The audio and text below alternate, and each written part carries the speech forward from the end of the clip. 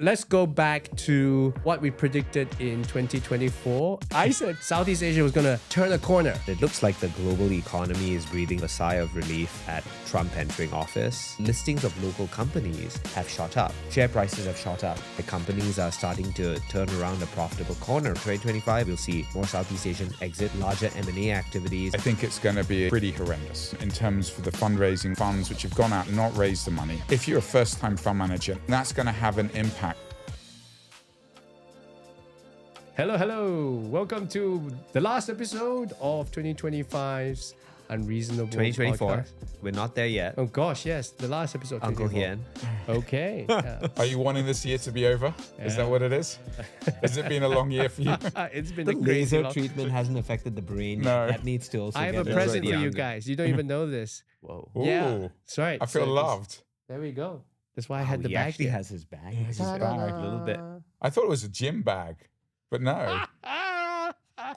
Oh dear God. I figured since it's the last episode, Merry Christmas. Okay. We should Okay. have a little bit Look of at that. Singleton 15 years whiskey. Oh dear God. Wow. Yes. Michael, what have you been up to? Well, it's just- you give me a This drink really threw me off. and then I saw you in London. we saw each other in London. I spent a bit of time in London.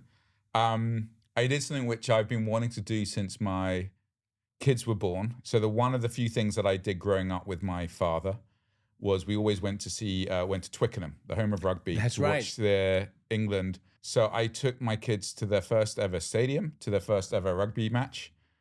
Sadly, England lost, but it was an amazing experience. Well, while you were in London, seeing your country's rugby team narrowly be beaten by the South Africans, you've been running around the world. Where have you been? San Francisco. You were in Bhutan. Tell us about it's that been one. crazy. Yeah. I was just reflecting since the last time we recorded this podcast, so much has happened For you. for the world too. Yes, For that's right. There was everyone. There was a small Like, election that so we're happened. sitting over here and it is the 5th or 6th of December. Bitcoin just hit $100,000 earlier today. It's still climbing, by the way. Okay. South Korea just had a coup earlier this morning. Well, the French did as well. So did the French. The French A had a coup? Yeah, they dissolved parliament. Okay. Yeah, but no one cares about that. Okay. Okay, I'm glad you said that. A week Not and a Englishman. half ago, Trump became president of the United States, back in office, and the economy has just been on a tear since then. So, I mean, those are like in the larger, more macroeconomic version of what's happening in the world. But for me, I feel like I've just been on a nonstop travel spree Yeah. since then. I was in Bhutan, then San Francisco, then Japan, Bangkok, KL, back in Singapore, which has been So insane. hold on a second. Yeah. So when do you actually ever get any work done? It's mostly work. Okay, let's start with Bhutan, Okay. right? Bhutan Innovation Forum, hosted by the king in Paro, which is one of the big cities in Bhutan. Did you know Singapore has a direct flight? No. And do you know No. that the Bhutan's Now they have a direct flight. Yeah. I had to go through something else. Yeah. yeah, there's a direct flight. Well, they call it a direct flight. It stops for like 30 minutes in some small town in India to pick up some monks and drop them off or something So like this that. is that Druk Air. So Druk yeah, Air flies Druk to Air Singapore now. flies to Singapore. Dude, I want to Pretty go cool, back. right? I want to Pretty. go back. You When I should. went there, You should. We I- should go there. Dude, we should do a We should do a trip. podcast. No, there. do it. Bhutan. We is should do a incredible. podcast in Bhutan. That would be amazing. So basically, King convenes all of these people in Bhutan because he's trying to find a way to effectively revitalize the economy. They're building a new city that's on the border of India called Gilefu Mindfulness City. That's like a special economic zone that they want to create. But all in all, here's what I think is happening. It's like gross national happiness isn't really working as a country's metric, and you really need the economy to prosper. Seriously, Right. that's what he said. No, but that's my takeaway Okay, from it, got right? it, And you yeah. need to build a resilient economy as well. I don't think the Bhutanese will ever say that, right? That it's not really working out. But I think that's the main stead of it. So how do you preserve the Bhutanese way of life and a commitment to living slightly differently while fostering economic prosperity for the country? And I think that's a hard balance to create. And that's what they're going through right now. Met the king and met the prime minister. Did you meet the queen? I heard the I queen's did meet like the queen as well. a very good-looking human But being. spent a lot of time with the king, with the prime minister, trying to see what we can do and create and revitalize that economy. Those guys are great, by the way. Love their Bordeaux, love their cigars, but still extremely fit and very charismatic. Are they? Exploring to see whether there's something that we can do there or not, but interesting. After that, San Francisco for our AGM and also to meet my brother. Highlight for San Francisco for me was riding in the Waymo vehicles. Quite apart from meeting my brother and my nephew. That was like I was real going to say, highlight. surely your nephew is Totally was my real highlight, meeting Kai, but riding on the Waymo was definitely second. Have you guys been in these vehicles? No, I've been dying to do it. Is it good? What is crazy about it is how normal the experience of riding around in a city in a vehicle that drives itself. You're seeing an empty driver's seat with a steering wheel that's turning itself. No one's there. How you are being driven the you? entire. It felt so normal, and I think that's the feedback that everyone gives, which is that it just is. It becomes so. It integrates into your life so seamlessly. What will be crazy You is can't imagine our it. kids actually go, I don't trust a human being to drive a car. Exactly. I think it's more dangerous to drive a car. And I think that's exactly what's going to happen because when you experience it, you suddenly get a vision of what the future looks like through having just an experience in that city in that way. And then you think about all of the places in which like that this technology can be applied. Singapore is like definitely number one on that list. Singapore, any major metropolitan city that has But some what form about of city the planning. unemployment and all Exactly. these things, That's going to be a huge thing because, as you know, riding, becoming a Grab driver, Uber driver, taxi driver is a large part of the informal economy. When people lose jobs, it's an easy fallback that allows you to put food on the table. All of that's going to disappear very quickly. So the only thing that's going to stop it is government regulation against it and political will, right? So but it's actually here, but it's probably the net, same problems about innovation. Yeah, net, it's a positive thing, but how can be quickly tricky. do you think that's going to be rolled out? Like, because I've heard a few people talking about it in this, but you would think that it would actually move quite quickly, but it doesn't seem. It seems it's never been at the level at which it is now, which is like level 5, right? On the scale of autonomy. And like with any other new technology that we've all experienced, my take is that suddenly, then all at once. I'm guessing in 2 years, ubiquitous. Oh, that's the prediction for 2025. No. I said 2 years. 26. 25 to 26. 2 years. 2 years. Come to that. Okay, last. Then I was in Japan. Yes. We do this thing annually where we conduct venture capital programs for venture capitalists along with the government. So that's fun. As you know, I spend 3 months of the year in Japan every year. So it was nice to just be back over there and see how things are evolving. And one of the cool things about that country right now is that it feels like it's going through a renaissance. And I think a large part of it is because younger VCs and younger entrepreneurs are now coming out. They're a little bit frustrated with the more traditional hierarchical way and conservative and seniority-led driven manner in which Japanese corporates and conglomerates are run, and are really going to town and forming their own companies and doing things their own way. And what's changed now is that they have the backing of the Japanese government, which is encouraging a huge amount of investment in the domestic economy. That's a big change. I mean, that's a big, insightful. I think so. I've been going there for. Thing, I've been right? going there for a long time. Every year, you feel the conservatism of the country and the fact that you sometimes feel it's give difficult. us an anecdote that really sort of convinced you, right? The main anecdote that convinces me is the number of people that come to me saying they want to spin out and start their own firms. And you didn't see that the last time round. No, there was no willingness to do that because risk taking was thought of differently. Yeah. Now it's changing. Yeah. It's changing because people feel they have the opportunity and they've reached this tipping point. And it's sort of like a combination of frustration reaching a certain tipping point and then the opportunity and capital presenting itself and you saying, you know what, I think I might be able to do that. I think something else that has changed is this. But just on that point, though, are there people that are showing that it can be done? Because there's a lot of people. Because it's absolutely. Always, we can talk about this later. I'll give you an example that is from 500 itself. Mm-hmm. So one of our dear friends James Riney and Ryohei, who had started our first 500 Japan fund, spun out and set up their second fund themselves, Coral Capital. They're on Fund 3 right now. I don't know whether their fundraise is public, but it's a significant corpus of capital that they've been able to raise. There are these other two guys, Luke and Hideo, that I'd met at the start of this year, late last year, at one of our programs that we did.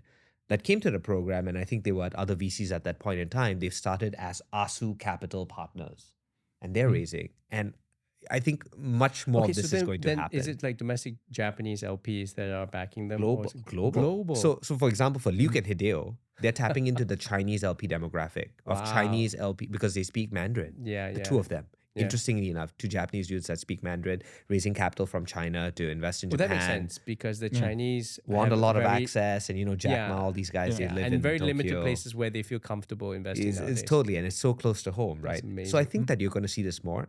Another thing is Japanese entrepreneurs are starting to think more globally about their businesses. There's more of the domestic opportunity to copy and paste SaaS has reached, I think, some level of saturation, which is what's driven a lot of great Japanese companies and exits to take place. So I think once you start to expand the horizon and the map, you start to think a little bit more broadly, and it gets quite interesting. So yeah, those have been the main travels that I've had. Some of it has been domestic. Well, we're seeing a lot of Japanese LPs starting to look at Southeast Asia as well and stuff again. like that. But do you remember that was the case 10 years ago? No, but and then it sort of fizzled out a little bit, and now it's back. I'm telling you now, I'm seeing a lot of interest in our Look funds at that. and stuff like that. Look at that. The last check into Venture Fund 4 was a Japanese one. There we go. That was a meaningful check for our There we fundraise. There we go. That's very interesting. Yeah. When people think of the Middle East, they'll think of Dubai and they'll think of Abu Dhabi. And they never really think of Saudi yet because the trend has only been... Okay, so I was about to say, I've gone to Riyadh when 500, we've got a presence there, right? You're going to follow Golden Gate then? I totally agree. And, his Since firm, 500, has been there for almost a decade. But he'll tell people. you, like I was hosted by the Endeavor guys. There's a fintech festival. And FII this year was really, really big. And what I think is happening Was now... it your first time? It's my first time at FII. I think what's happening now, and Alan Taylor, who was the CEO of Endeavor, sort of pinged me to this trend during Formula One this year. He said, you got to go to Saudi Arabia because they're basically putting a lot of capital into the late stage billion-dollar companies across the region. So Egypt, Jordan, you look at UAE, Dubai, and they all want to IPO it on the Talweed stock exchange in Saudi Arabia. So Saudi Arabia's ambition is really to be the financial capital of the region, which competes with Abu Dhabi Global Markets and all these other places. So they're really putting a lot of resources into it. And then now they are pivoting from just giving money to GPs internationally to say, if you take money, you have to make a commitment to come to the region, either your headquarter or have a certain percentage of your startups, operations in Saudi Arabia or IPO in the Saudi stock market. So I thought it's a very interesting trend because, coming back to America and Donald Trump and stuff like that, they've got a lot of things that need to work out, right? But it does feel like Saudi Arabia is really now full steam ahead. It's really good. The only thing is there's no alcohol available in Saudi Arabia, like literally in the diplomatic quarters, in the embassies. Okay, tell me where you get your alcohol. There is, but I think the bigger, this trend has been going on for a while now, where countries and nations no longer want to just give you money to do your own thing, and they ask you what's in it for us and what are you going to do for us in our country. Yeah. And a very large part of that is also because this idea of this LPGP structure, 2 and 20, I'll give you money, you manage it, I'll give you a fee, and then come back to me no matter where it's invested. It's a very Western-centric construct. It's a US and European focused kind of like way of thinking about investments.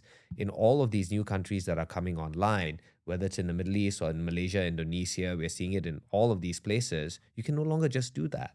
Right? They are questioning the very nature and essence of that bargain and saying, we don't have to comply with this LPGP structure and this way of doing things. We want you to do something for us domestically over here. So that is absolutely true because Malaysia's been practicing this, Indonesia's been practicing this, but not in the Middle East. Because if you went to the UAE, you went to Dubai, and you went to Abu Dhabi, you went to Adia, and all these other places, until today, I don't think they really require you to invest in the economies because the UAE economy is tiny.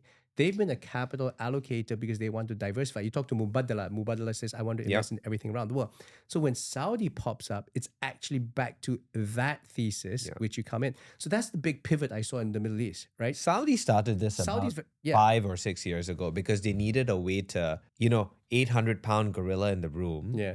But all of the capital and all of the interest had flocked to Dubai and Abu Dhabi, right? Historically, those were seen as the capital. And, now Abu Dhabi's rebranded itself as the capital of capital. Yeah. Right? That's a new thing that they're going after. And it's always been the case. So how does Saudi attract people? Well, they've got PIF. They've got a very, very large amount of money to spend on this. But the bargain is to compete and to make itself also a talent and capital dense environment. They want people to come and set up shop over there. The difficulty is, if you think about the Middle East as a block, I feel one of those countries will become, or one of those cities will become the Singapore, where capital concentrates. Yeah. But there'll be larger markets around that.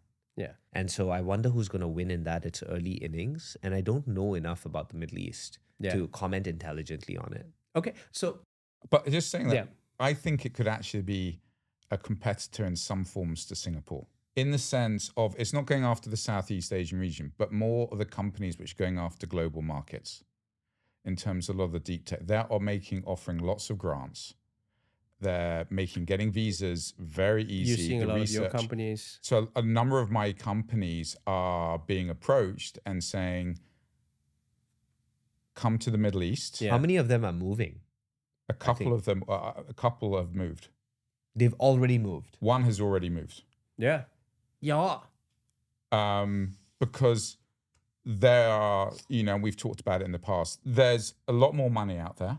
So in terms of, if you look at especially around deep tech, there's not a huge amount of deep tech later stage investors in Southeast Asia. So access to capital. Even less so in the Middle East though, don't you think? No, they are really beginning to focus on deep tech, and there's a huge amount of grant funding which is being made available. So it is That's something. Interesting. I think net, I'm bullish on the Middle East as a region. I don't know how it's going to develop and where power and capital will eventually accumulate. But one of the struggles I think you have over there in general is an ability to attract enough talent in spots that make it dense for people to build companies. So it's hard. So how do you attract the best scientists from the world to go over there? You pay them. Let me give you my thesis about the Middle East, because I've always assumed that the so-called city that will be the center of the financial capital will either be Dubai or Abu Dhabi, right? Because Abu Dhabi global markets is there. Dubai's never been the financial capital. Exactly. It was always possibly Abu Dhabi because you have Mubadala, you have Adia, you have Adik, and these guys, by the way, they tend to just give capital to GPs outside of their emirate because it's not that big, right? So this idea that suddenly Saudi Arabia is going to turn up, Riyadh's going to turn up and challenge that's, I guess, what I was most intrigued about this time round when I was hosted at the FII and Endeavor, because they're now saying, come to my stock exchange and I'm going to give you capital, and they're really putting an effort into it. The other interesting thing is that country has got 3 decades of one leader, MBS, right? So you really can't discount the fact that somebody's able to have a very long-term view, and the pace at which, I'll give you an anecdote, the pace at which Riyadh is building out their infrastructure is incredible, right? So you've been there for like 10 years. I don't think they've had 3 decades of one leader. MBS they're going to have 3 decades of one leader, right? Because he's 37 years old, and he's going to have 30 years that he can do it, right? So I was there. I met some folks at this new place called the KAFD, the King Abdullah Financial District. And when I was there as little as 12 months ago, no one invited me to this place. So I was like, what is this place? And you went there, and it's a beautiful, beautiful district. It's like Marina Bay Sands, right, in Singapore. And brand new buildings. HSBC Saab has got this big building there. And I was like, wait a minute, how come I've never come here? And then the Saudi venture like, called they just Vegas. built it. Yeah, we just moved in. I'm like, okay, you just moved in. Like, when did you build this? It's like, oh, we took 3 years to do it. Like Pip bought the land 3 years ago. So it took them 2 years to construct and 1 year to put the foundations in. It's incredible. Yeah. And so within 3 years, you're gonna see these new things like Doraya or all these kind of new things happening. And it feels to me like China 2004, 2003, when everyone was like, oh, this place there's no infrastructure, and all this infrastructure gets put in over T+3, T+4 years. And so then I've been going around saying, like, if Dubai is Hong Kong, like if UAE is like Hong Kong, Saudi Arabia is like the sleeping giant that's similar. Obviously, it's not the same because China's like 1 billion people, but it's this country that's waking up, modernizing, liberalizing, having women driving, and then building out these huge infrastructure projects, throwing capital to get people here. I just think that it's a trend that you cannot ignore. Yeah. It's a trend, but one thing that you said, which I think is really important when you're talking about China, there's 1 billion people. Exactly. And when That's you're why talking I about... kind of caveated that. But you see, that has a huge impact. Correct. So then the thesis is that do you then create an environment where, 10, 15 million people migrate there, right? And that's a big if. That's a big if. But I don't even think that's going to move the needle that much. I mean, what you want to see, I think, is if you've got 1 billion people. So if you look at like India, if you look at China, if you look at US, they build global businesses which never actually leave their countries. In the sense of you can grow to scale. Even if you look at what's happening in Singapore, you've got to actually think bigger. Yeah. If you've got that comfort level of we could just build this unicorn, we never have to leave. And sometimes, quite often, if anything, Indonesia sometimes feels a bit like that. It is that they just think we just got to really get Indonesia. So you're going to think of it as the entire MENA region? I would actually even think more the MENA region. I think where they've got, they don't. I actually think they've got to go way beyond that. Is the Saudi stock exchange going to be that stock exchange? But that's the interesting. They've already started doing that. So now the acronyms for the Middle East are changing in general. Tell me, So MENAP, it's now MENAP, Middle East, North Africa, and Pakistan. Oh. And then they're trying to include Iran. They're trying to include Turkey. They're trying to include all of these other adjacent countries, parts of Central Asia, into that entire sort of like framework of what the region entails. And if you think about it from a very simple perspective, it's just TAM expansion, right? It's just like you're trying to find a way to figure out how you connect a bunch of disparate markets. And it's nothing us Southeast Asians are unfamiliar with over our own experience of investing over here. But quite outside, apart from FII and Riyadh, what else have you been up to? Yeah, but can I ask this question just on that? Because really, we talked... okay. No, it's interesting. It's always good to meander a bit. You mentioned in terms of the IPO market and what they're looking to do in the Middle East. When we talked, I think I can't remember if it was our last podcast before, we were talking like, where can our companies go to IPO? Because it was like, the US hasn't really worked for us. What's going on in Singapore? There's not Australia. Do you think it's a viable option for companies in Southeast Asia to look at? My answer is that I think I met so many startups in Saudi Arabia which are a clone of something in Southeast Asia. So there was a SME financing company. There is many other sort of e-commerce companies and so on and so forth. There's a health tech company and so on and so forth.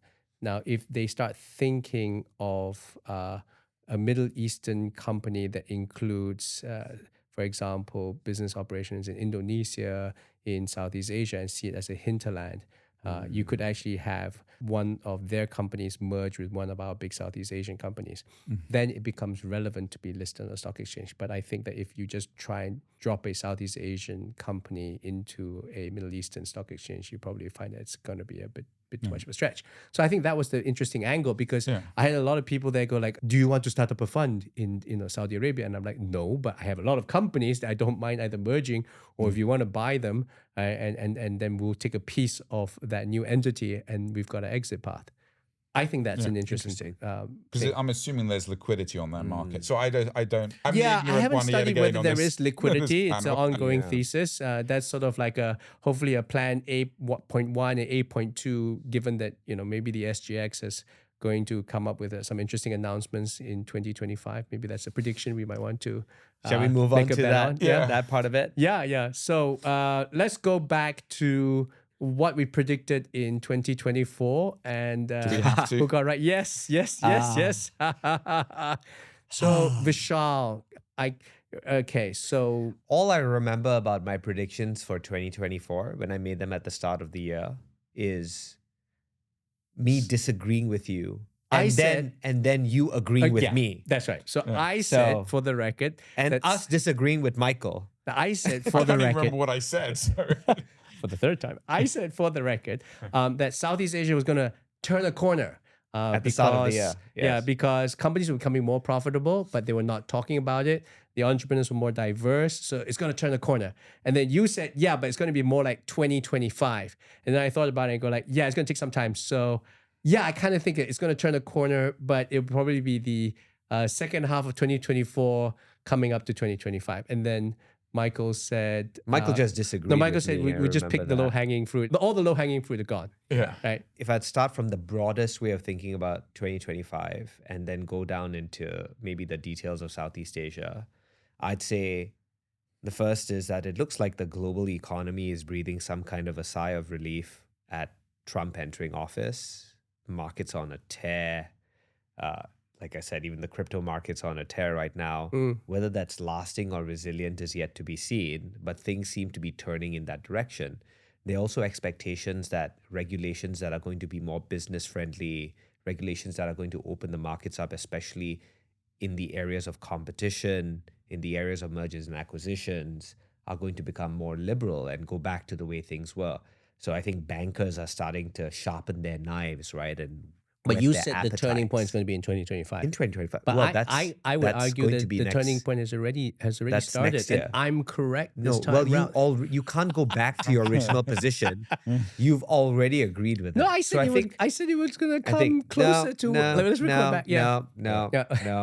Don't equivocate, Hiengo.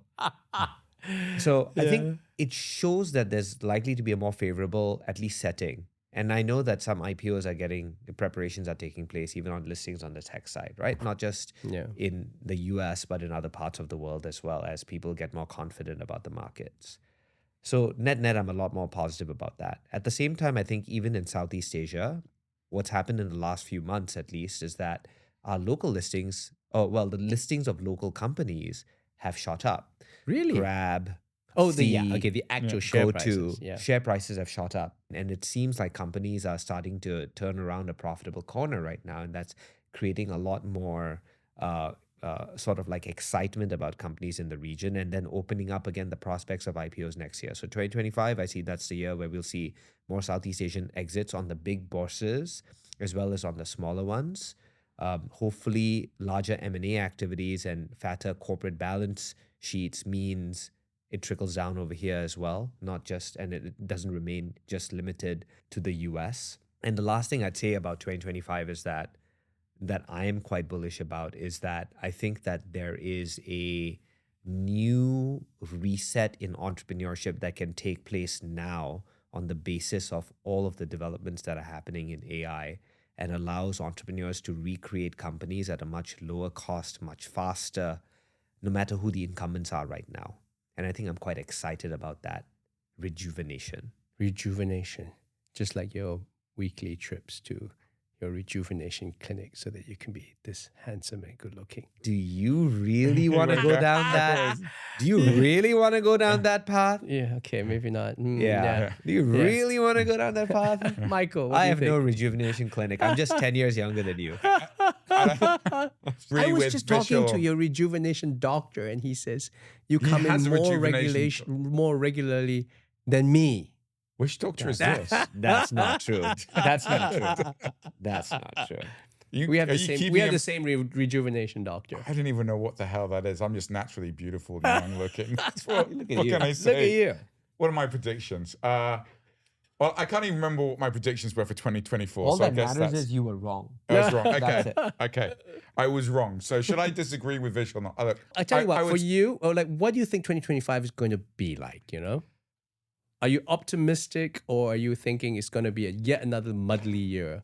I think it's going to be another muddly year. I actually, let's split it up into two. Let's split up. So I think for venture capital funds, for the money side, I think it's going to be pretty horrendous in terms for the fundraising. Like this year, we haven't really talked about. Yeah, but yeah. There's a lot of funds which have gone out. They either haven't been able to raise fund, they've raised a lot less.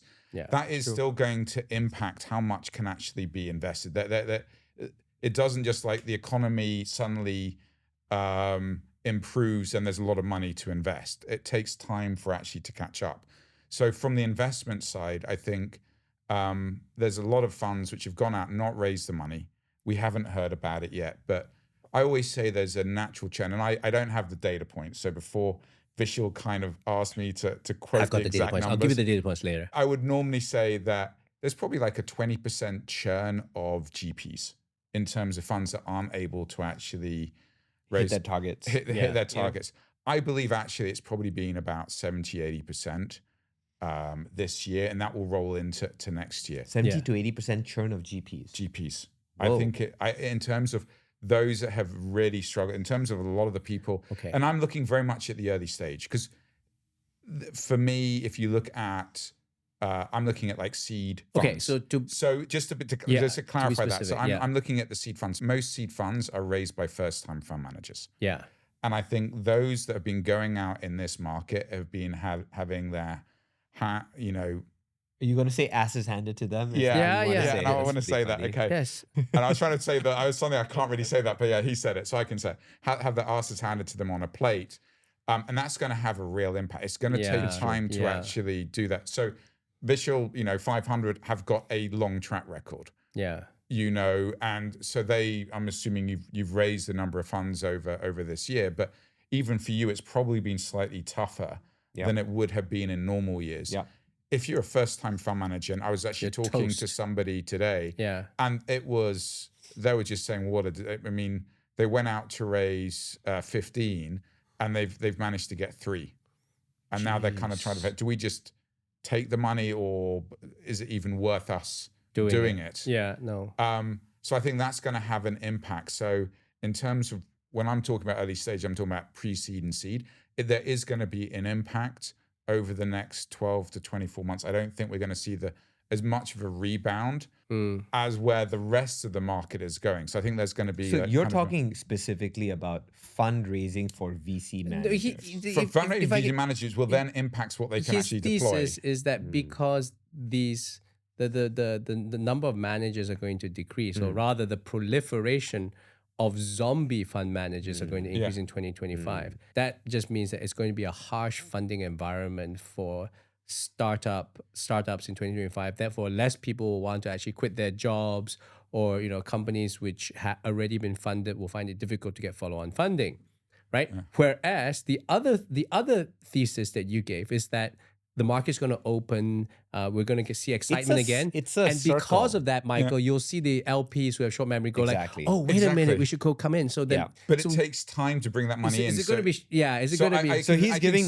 giving the answer I gave this year at the start of this year. That it's more of a 2025. So he's going to say it's more of a 2025. But all right, Michael. All right. But I also think that original thinking from Cocoon Capital. Thank you. Oh, he's on form today. He's on form today. But I also think that just today, there's still a number of companies that I believe. Yeah. So the markets are going to open up. I do believe there's going to be some exits. Yeah. But I still think there's actually a lot of Walking Dead, or a lot of companies that have hook and by crook kept their inflated valuations. I don't think valuations are going to go back to what they were in the heyday. So when you have these exits, I think there's still going to be a lot of people that are going to be taking haircuts. I'm not going to start naming names. There's definitely a number of companies that I've got in my mind where I think, they're going to need to exit, but it's not going to, that there's going to be people who are going to be in a lot of pain having these exits. And I still think there are some big failures that are going to happen this year, which is going to knock. But if we can get a number of company IPOs and everything, I still am a bit skeptical in terms of where these IPOs and where these exits are going to come from. Yeah. But I do believe that the sentiment is there, and this has got to be the time to do it. They've been holding off for too long, and there's a number of fund managers that need to have exits to have any chance of survival. Yeah. So I'm more positive than I was for this year. But I don't think we're out of the worst. I actually still think we've got one more year before things really turn around. Let me give you my prediction for Okay. this year. Or do you want me to just kind of hold on that. Yeah, I'm inclined to believe that, unfortunately, Michael is correct that 2025 will be a bit of a middling year. But the way I look at it, it's par for the course. It's actually it's an upward trajectory that is on the correct path. It just takes time. So what are the things I think are going to happen? So we've seen a lot of the companies like Grab and Gojek and especially Sea demonstrate to investors in 2024, like I predicted, that they are profitable, right? Yes, I did say that I did say that in the podcast. Nod your head. then Yes, you I I did think say we that. cut. Yeah, no, And it's then you there. took it back. You said And that. then you said, wait, I don't actually. No, I, think I said that's that it's wrong. going to take longer because of the interest rate environment. But like you said, right? Every We're share gonna price. play this back for everyone We're later. definitely going to pay this back. So every one of these share prices have gone up by at least 50%. In the case of CE, so it's like double. So investors are rewarding the fact that there are fundamentally big companies and they're buying. They're buying a lot of startups and so on and so forth. So we're coming back to normal. Having said that, it's going to take time for new companies, the companies which I said 12 months ago, which are profitable but have not actually disclosed it, to come to market. That's the key thing. So the delay is actually the bankers getting these companies ready. So we've talked to about 4 investment banks: Citigroup, Morgan Stanley, Goldman Sachs. We've been doing a review of all that, right? And so we've been getting regular reports. The firm is getting regular reports. And I think there are some interesting companies. Like there's a fintech company, payments company in Southeast Asia that is highly profitable, like net income of in excess of $100 million, I've been told. I was shocked, right? Mhm. So we'll wait to see, but that could be a $15-20 billion company. And that might come out. So then the question is, which stock exchange? And a lot of work has been done by the committee. If it's a $15 to $20 billion company, it's not going to be here. Oh, yeah. It's only going That's to be exactly Nasdaq. right. But then it will validate that it's a Southeast Asian company. You see what I'm saying? And then that comes to the point where, of course, the Singapore Stock Exchange will say, no, you should do it here. So there is now impetus. And my good friend Interesting. Shane Chesson, who has been on the committee and the vice chair of the SVCA and the parliamentary committee, has been working very, very hard. And let's see what the announcements are. But you're right. A lot of times people are asking, where's the supply? Where are these great companies? That question's been bandied around. Well, if you have companies that could be $15-20 billion companies out of Southeast Asia, I think they're there. and they're going to go to They're there. the NASDAQ, they're going They're to go there. to, what do you think the SGX is going to do? They're going to go like, hey, you know what? GIC is going to come in. Blackstone's going to come You in. have to do that. Everything Otherwise, is- no one's going to So support it. my prediction is there is a fair chance that these big companies do actually list in So So you you, think is that's your 2025? prediction? So for are you, in 2025. There we Yeah. go. so are you predicting one unicorn Yeah. tech IPO in Singapore? In Let's be Singapore, clear. Let's be like, yes. I am predicting a 50% chance, right? oh, for God's sake, no. Yeah. And the bankers who are, by the way, they've been underfed for like 3 years. And so there will be a big unicorn. Yeah. I think so. I- I think so. Then But it can you won't say- happen. It will happen in Q3, Q4. Okay, that's You've fine. also Yeah, said but you very just want different- one tech Yeah. unicorn. You've Yeah, also yeah. said That's it. very Keep it different simple. things. Yeah. You started by saying, no, 2025 is just going to be middling, and So it's going to 2026 middle. It's going to the first two But there's gonna quarters. be a- The first 2 quarters are going to The be last like 2 quarters are also 2025 still. yeah. So I say it's going to be middling. That's what middling means. I didn't say it's a disaster. It's just going to start off slow, and It'll it's only going to be start at off it's going slow. to be right at the It'll end. start off slow. I just think that it's going to slowly build out.